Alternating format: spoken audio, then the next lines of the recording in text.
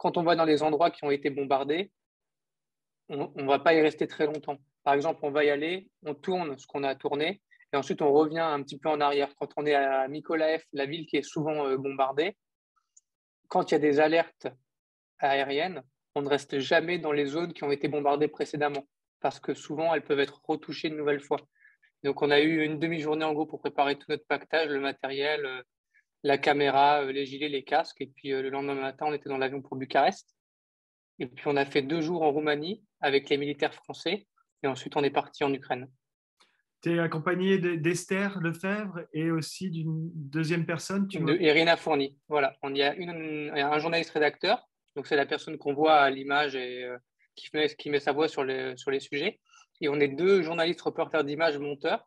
Et en fait, on se relaye chacun. On fait 2 jours, 2 jours, 2 jours à la caméra, 2 jours au montage. Voilà. Comment tu as fait pour rejoindre l'Ukraine? Tu es passé d'abord par la Roumanie et comment tu es arrivé en Ukraine?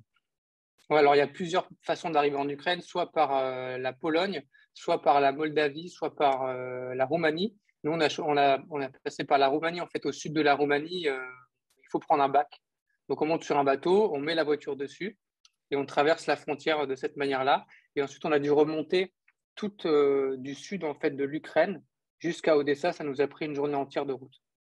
Odessa, pour l'instant, c'est une ville qui est moins touchée que le restant du territoire. Il se passe quoi concrètement dans ta ville en ce moment? Alors, à Odessa, c'est beaucoup de barricades. Tout le centre-ville est bouclé, on ne peut plus du tout y accéder. C'est une ville qui est portuaire, c'est un des plus grands ports d'Ukraine. Donc, tout le port est gardé par les militaires, les plages également. Et donc, c'est une ville balnéaire, mais là, elle n'a plus rien d'une ville balnéaire. C'est une ville complètement cerclée par les militaires. C'est imminent, il commence à y avoir des sirènes. Où en est la situation? Bah, depuis qu'on est arrivé, quasiment toutes les nuits, on est réveillé au moins une fois et par les sirènes. Mais en fait, les sirènes, c'est pour prévenir des attaques aériennes. Donc, en fait, on ne sait jamais exactement ce qu'il y a, si c'est des hélicoptères, des avions, des drones, si c'est des missiles qui arrivent par-dessus. Mais en tout cas, il y a des alertes et quand la sirène retentit, il faut ça nous réveille et on descend se mettre à l'abri dans le bunker et on reste dans le bunker juste tout le temps de l'alerte. Donc, dès que on peut sortir une fois que ça a arrêté de sonner. J'imagine que la fatigue s'accumule quand tu passes des nuits comme ça, délicates, et on sait que le lendemain, tu restes pas à Odessa. Là, j'ai vu ton reportage tout à l'heure. Vous remontez un peu plus au nord et vous allez sur le front avec tes collègues, et là-bas, vous assistez à des scènes de combat. Nos envoyés spéciaux Esther Lefebvre, Antoine Pocry et Irina Fourni étaient aujourd'hui sur la ligne de front avec les soldats ukrainiens. Regardez. C'est une guerre de position qui livre dans ce dédale de tranchées. En gros, la nuit, on se fait réveiller. Ensuite, on se réveille le matin généralement à 7h, 7h30. Ensuite, on appelle l'officier de presse de l'endroit où on veut aller pour savoir ce qu'il est possible de faire, pour s'annoncer déjà, pour dire voilà, on va aller à tel endroit. S'ils nous disent OK, L'officier de presse, c'est quelqu'un au sein de l'armée ukrainienne qui gère la présence des journalistes sur le terrain. Vous ne faites pas ouais. n'importe quoi. Non, en fait, on peut pas. On peut aller dans certains endroits. On a une accréditation militaire nationale qui nous permet en fait d'être sur le sol national et de tourner, de faire nos reportages. Et ensuite, quand on veut aller dans les zones de combat, là, il faut absolument s'annoncer auprès de l'officier de presse pour dire on va aller dans tel endroit. Et de toute façon, si on ne s'est pas annoncé et si on n'est pas accompagné de quelqu'un, on peut pas s'approcher. On peut pas s'approcher des combats. C'est pas possible. Sur place, tu as vu En tout cas, forcément. en tout cas, dans notre zone où les combats c'est pas encore comme Kiev ou à Kharkiv où les combats sont très très très intenses. Nous, on est encore un peu dans une zone où là, c'est une guerre de position, quoi. Là, ils sont à peu près au même endroit depuis une semaine. Donc voilà, il y a les tranchées qui commencent à se creuser. Vous travaillez également avec des fixeurs, j'imagine, des interprètes. Comment ça se passe? Ouais. Comment vous les contactez? En fait, à chaque fois qu'on part dans un pays étranger dont la langue n'est pas l'anglais, nous, on a besoin de quelqu'un pour nous faire l'interprète entre nous et les gens qui parlent ukrainien.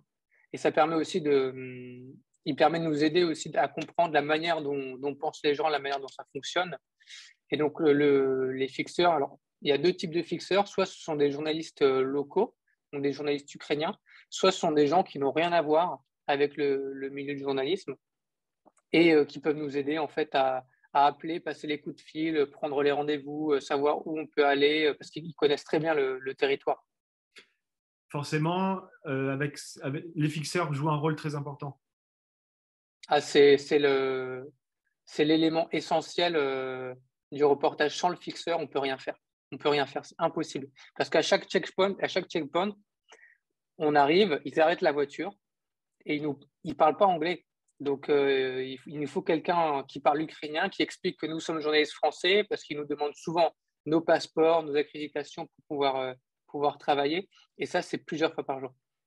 Et pour faire les reportages, alors on est en zone de guerre, mais on fabrique un peu comme en France, c'est-à-dire on tourne avec les mêmes moyens qu'en France, c'est-à-dire on a notre grosse caméra. Après, effectivement, quand on est en zone tendue, on a le casque, le gilet pare-balles et le casque. Et après, pour envoyer les images, ça se passe par le réseau téléphonique. On a une machine qui a 8 cartes SIM de téléphone. Ça nous fait un réseau, un très gros réseau. Et avec ça, on peut envoyer le reportage à une grande vitesse. Et ça nous permet aussi de faire des directs. Vous êtes une équipe très jeune. Rappelle-moi ton âge. 27 ans. 27 ans. Esther était déjà partie au Mali avec Embed avec l'armée française. Là, vous êtes sur votre premier terrain de guerre. On sait qu'il y a 4 journalistes qui sont décédés en Ukraine. Forcément, toutes les mesures de sécurité sont prises et il faut, dans ces cas-là, être le plus prudent possible. J'imagine que c'est bien le cas de ton équipe. Ouais. En fait, on essaie toujours de savoir où est-ce qu'est la limite, jusqu'où on peut aller sans que ça soit vraiment dangereux pour nous. En fait, on essaie même si c'est notre premier coup de guerre à tous, on essaie quand même de prendre des risques qui sont mesurés. C'est-à-dire, quand on va dans des endroits qui ont été bombardés, on ne va pas y rester très longtemps. Par exemple, on va y aller, on tourne ce qu'on a tourné, et ensuite on revient un petit peu en arrière. Quand on est à Mykolaïv, la ville qui est souvent bombardée, quand il y a des alertes aériennes, on ne reste jamais dans les zones qui ont été bombardées précédemment, parce que souvent elles peuvent être retouchées une nouvelle fois. Donc c'est souvent les zones qui sont aux alentours des villes. Du coup, quand on tourne, on est dans les alentours des villes, et quand l'alerte sonne, on revient vers le centre-ville en attendant que l'alerte se termine. J'imagine que tu n'as pas encore beaucoup de recul quant à ton expérience personnelle, mais forcément, ça doit remuer un petit peu de voir en Europe des scènes de violence extrême et du sang. Enfin, c'est quelque chose qui, toi, en tant qu'être humain, forcément doit t'affecter. Comment tu arrives à faire la part des choses? Est-ce que tu sens que tu tiens le coup, tu gères le truc?